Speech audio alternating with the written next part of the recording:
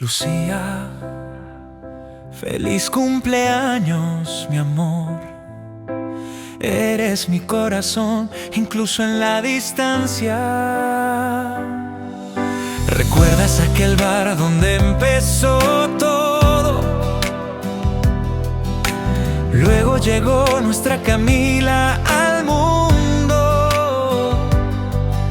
Italia, abrazos en tiempos difíciles. Y aún así, nuestro amor sigue profundo.